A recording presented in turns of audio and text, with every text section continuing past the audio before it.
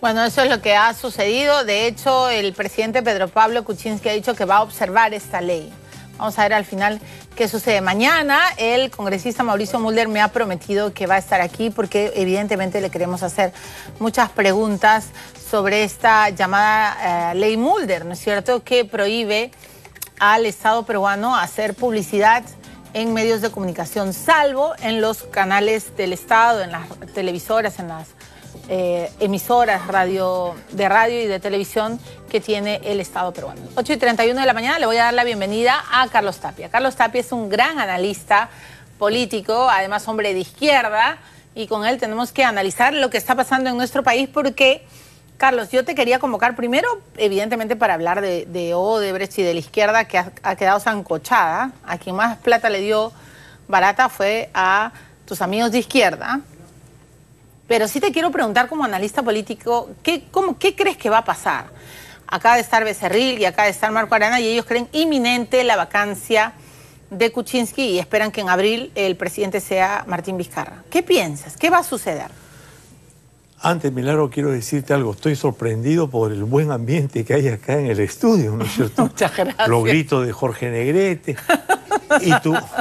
Y tu asistente de producción me preguntó cuando llegué, ¿qué cosa quiere? ¿Un café? Y yo de broma le dije, no, un ron con Coca-Cola. Y me trajeron un ron con Coca-Cola. Entonces, yo ya me di cuenta, invítame permanentemente a este programa porque el ambiente es el ambiente adecuado para conversar de cosas serias. Por supuesto, pero además nosotros queremos atender bien a nuestros invitados. Se levantan tan temprano para venir. Lo mínimo que podemos es cumplir sus requerimientos. ¿Pero qué crees que va a pasar, Carlos? Ya, yo lo que creo que va a pasar es lo siguiente. El fin de semana que ha pasado, se ha reunido la Asamblea Nacional de Delegados de la CGTP, de manera calladita, reservada, porque se ha formado el Comité Nacional Unitario de Lucha contra la Corrupción. En ese Comité Nacional Unitario de Lucha se ha aprobado un cronograma de acciones de protesta y de pedido que PPK salga del país, de la presidencia. Termina este cronograma con un gran paro nacional, que si no me equivoco es el 17 de... ¿Marzo? No, 17 de abril creo, ¿no? Ok. ¿Ya? Pero antes van a haber una serie de movilizaciones. Ese Comité Nacional Unitario de Lucha está conformado por lo siguiente. Primero la CGTP, que es la que tiene los comités regionales de la CGTP. Pero después también los pulpines. También están ahí metidos ahora los frentes de defensa de los pueblos que hay en cada región. O sea, le van a hacer un caos en la calle. Van a generar un caos. Si hasta la fecha del paro nacional no se ha realizado definitivamente la salida de Pedro Pablo Kuczynski, la amenaza es una huelga, movilizaciones, etcétera, ¿no?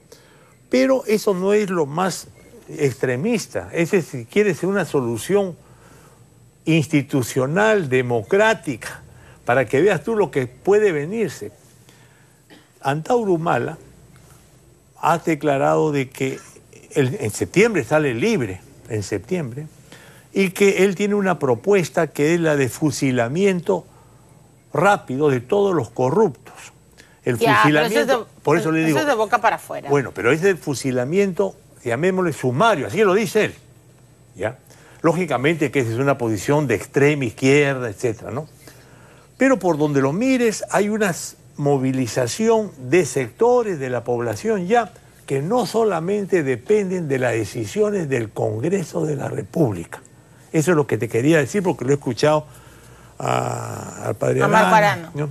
Está bien, y creo que lo mejor sería que se resuelva por la vía democrática y constitucional en el Congreso de la República, o la vacancia o la renuncia de Pedro Pablo Kuczynski. ¿Por qué la renuncia de Pedro Pablo Kuczynski sería lo más rápido y lo mejor? Porque en realidad Pedro Pablo Kuczynski es un presidente que no sabe gobernar el país y además es un pésimo político. Lo acabamos de escuchar ahora cuando dice cómo es que se le da tribuna a un comprobado corrupto y que lo que busca es que se haga show en la televisión, ¿no es cierto?, sobre esos casos, y que no debería dársele tanta importancia a lo que dice Barata. O sea, un presidente de la República que dice cuando el 90% de la población está totalmente convencido de que hay una gran corrupción, no solamente en este gobierno, en el gobierno anterior, en el tras anterior, en todo, dice eso, ciertamente... O sea, lo ves desconectado. Claro, aislado, porque él no ha sido alguien que tenía vocación política, nunca. Porque si hubiera tenido vocación política, hubiera sido pues congresista de Acción Popular, diputado, senador, ¿no es cierto?, hacer su carrera política. Pero el presidente Kuczynski, Carlos, ha dicho que no va a renunciar. Él lo ha dicho en todos los términos, yo no voy a renunciar. O sea, en Cristiano lo van a tener que vacar. Ah, pero... Si es que quieren sacarlo de Palacio. Claro, pero ojo, no solamente vendría entonces la vacancia, sino vendría una gran movilización y rechazo social popular. Porque la crisis que tenemos ahora... Provocada por la izquierda. No solo por la izquierda. Porque Kuczynski dice que los comunistas lo quieren sacar. Ah, bueno, es que ese es otro error de lo pésimo político que es, porque entonces el 90% que está en contra de la corrupción y que buscan que salga serían comunistas. No, pues, esa es una táctica mala, o sea, es mal político, es pésimo presidente, o sea, lo bueno que... Pero no quiere decir que se está metiendo la plata en el bolsillo, porque él cree que lo que ha hecho de enriquecimiento, al no diferenciar los intereses personales, profesionales del lobista y los intereses de la política del país, es normal. O sea, es alguien que está fuera de la realidad, y al estar fuera de la realidad, sí puede ser un acicate para que se haga una gran movilización con las consecuencias que puede traer. Sí, Martín Vizcarra no viene antes. El problema decisivo es que Martín Vizcarra se haga cargo del gobierno por la vía democrática y constitucional. ¿Y crees que lo dejarían gobernar? Yo creo que sí. ¿Por qué? Porque después de la tensión que hay, sí, pero no podría ser un gobernante parecido a PPK, ¿no es cierto? Ni con las ideas que tenía PPK sobre lo que era la política. Se podría formar un gabinete de gran unidad o salvación nacional. De ancha base, como dicen ustedes. Pero de salvación nacional, ya no es izquierda, o sea, derecha, ya no es un arriba, gabinete abajo. de reconciliación, es un gabinete de resurrección. Claro, de resurrección. Imagínate, por ejemplo, Beatriz Merino, ¿ya? Imagínate, César Villanueva. No sé, pero... Ya, tú. O sea, no sé, gente que no esté como se llama... todos chocolateados de todos los partidos. Pero claro, y con un programa de salvación nacional, porque esta crisis, salvo el presidente Pedro Pablo Kuczynski, que no se da cuenta, es una crisis no solamente política. La crisis política tiene dos características, o es crisis gubernamental, o sea, es una crisis del gobierno que se resuelve cambiando el Consejo de Ministros, etcétera. Pero también hay una crisis política más grave, que es la crisis del régimen político. No, de acuerdo, pero Carlos, si no, o sea, nos podemos ir al diablo todos, porque además todos los políticos están bajo el velo de la sospecha, toda la clase política está ensombrecida, ¿me dejo entender? Sí, totalmente de acuerdo. Por eso, cuando yo te pongo lo que dice Antauro, tú dices, bueno, eso no es serio. Sí, para nosotros no es serio. No, o sea, de que vaya a fusilar no, pero Antauro sí es serio. Pero claro, Antauro permitió el triunfo de Humala. Claro, no, él le hizo la campaña. De 12% que ha tenido, parece ser que está aumentando. ¿Por qué? Porque la gente está diciendo que se vayan todos, ¿no es cierto? Sí, pero que venga otro Humala, no creo, pero por eso te digo. Pero entonces, si no se da una cabida para una solución política, democrática, constitucional, puede darse la idea de decir, bueno, ya que se vayan todos, porque la crisis política que ahora está en germen ya no es solamente una crisis política a nivel gubernamental, ni siquiera de régimen político, es una crisis político-social. Y cuando la crisis es político-social, amarrarse los pantalones porque las cosas pueden ser con un final que nadie desprevenido. ¿Qué final desprevenido te refieres? No, ojalá que esa crisis política social sea resuelta de manera democrática y constitucional en el Congreso o la renuncia. Porque si no, por golpe de Estado no puede haber. No, golpe de Estado no. No. Pero, ojo, si te vas diciendo, vienen los comunistas y viene la crisis social y los tambores empiezan a sonar y dicen, bueno, hay que poner orden en este país, ¿no es cierto? Sí. Y entonces estamos avanzando hacia al borde de un abismo. Hacia perder todo lo ganado en estos años. Claro, entonces sí, claro. No puede ser que Pedro Pablo Kuczynski y el pequeño grupo de círculos cercanos que lo apoyan no se dé cuenta de su responsabilidad. ¿Y dónde dejas a Mercedes Arauz? Es lo mismo que Pedro Pablo Kuczynski, no. Yo no estoy totalmente seguro que el círculo íntimo de Pedro Pablo Kuczynski, donde está Susana de la Puente, Mercedes Arauz, etcétera, son corresponsables de lo que está sucediendo, ¿ya? Ojo, hay que entonces madurar la idea de que los peruanos tenemos que unirnos, y he leído a Hildebrand, ¿no? De verdad, ¿no? No puede ser porque los presidentes que tengamos no solamente sean los primeros dignatarios de la nación, dignatarios, ¿no es cierto? Sino que sean jefes supremos de nuestras Fuerzas Armadas, del Ejército de Bolognesi, de la Marina de Grau. Cuando yo lo veo a Pedro Pablo Kuczynski en el desfile militar, lo veo así que está a punto de bailar un poquito y pensando que sumando y restando, no viendo cómo se llama y pensando que está pasando el ejército de Bolognesi, la Marina de Grau. No se siente suyo esa posición. Pero de repente es un estilo distinto. Pero por eso, con ese estilo no se puede gobernar el Perú, pues eso es lo que estoy diciendo, ¿no es cierto?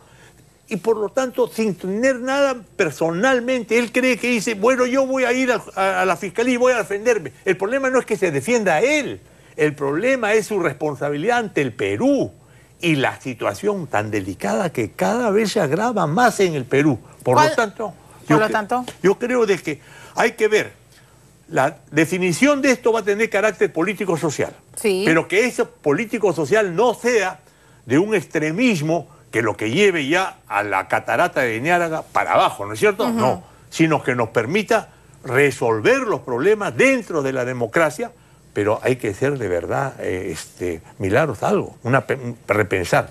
Esta democracia, como viene funcionando, ¿es la democracia que nos merecemos los peruanos? Yo digo, no es la democracia que nos merecemos los peruanos.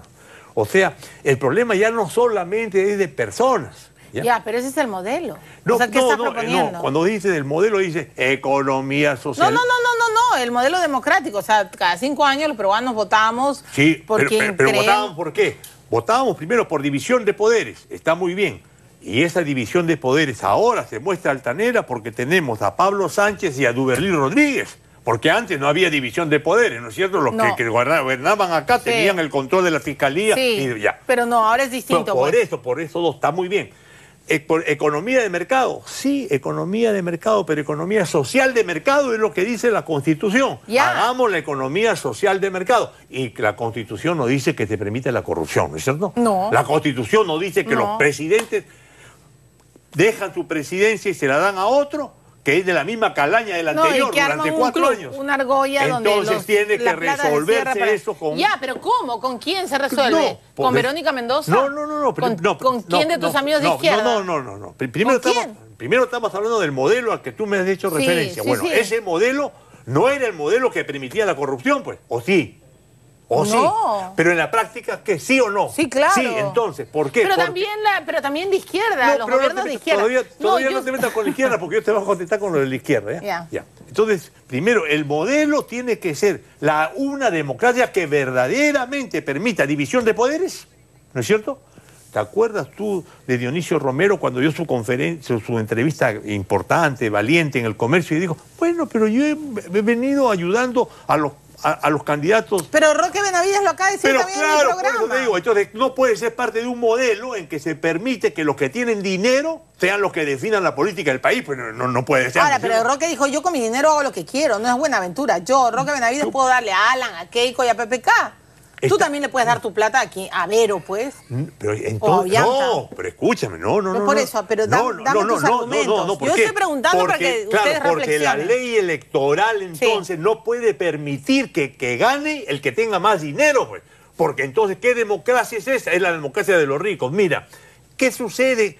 Estoy de acuerdo, no puede ganar el que tiene más plata, por supuesto. Y aquí tiene que haber por eso las campañas son un gran negocio. Pero totalmente de acuerdo, ¿no es cierto? Entonces, un modelo en donde la democracia es un gran negocio y en donde los que ganan son los que tienen más dinero, no es el modelo de democracia que necesitamos. Pues. Estoy de acuerdo. Ya. Ahora te digo. No, la televisión es tirana, pero podemos hacer un debate sobre eso. Claro. Y Giselle es una dictadora. Pero claro. Ya, hacemos un debate. Encantado. Ya, pero dime, solo una pregunta chiquita, respuesta. Ya. Giselle, dame un segundo nomás. De todas las... ¿cómo se dice? Confesiones de Barata. ¿Cuál es la que más te ha asqueado? La que más me ha asqueado. Sí. Fíjate, ¿cómo será que es tan difícil de definir? Sí. ¿Ya? Yo creo que Toledo. Susana Villarán. Susana, de acuerdo. En el caso de Ollantumala no es porque yo he sido una persona cercana a Ollantumala. No, yo lo consideré traidor antes de que se supiera la corrupción, pero porque prometió una cosa. Ideólogo. No, pero escúchame. Ya, yo no te voy a perdonar. Escúchame, yo he sido ideólogo y la verdad que yo no me arrepiento de las propuestas. Lo que me arrepiento es de haber confiado en un traidor, ¿no es cierto? Eso es lo que me arrepiento, ¿ya? Entonces, tenemos que hacer las cosas juntas. Yo estoy porque metan presos a lo de la izquierda, a lo de la derecha, a lo de arriba, a lo de abajo, porque la corrupción no debe diferenciar izquierda, derecha. No es un problema ideológico. Exacto. Es un problema ético y moral. Bien dicho. Bien dicho, señor Carlos Tapia. Y me voy a tomar mi ron con Coca-Cola. Tu ron con Coca-Cola. Pero un Cuba Libre sin Fidel, Carlos Tapia. Sin Fidel. Con Raúl. Carlos Tapia. Por eso me gusta entrevistar a este señor, porque habla las cosas sin anestesia. Porque en ATV estamos de vuelta.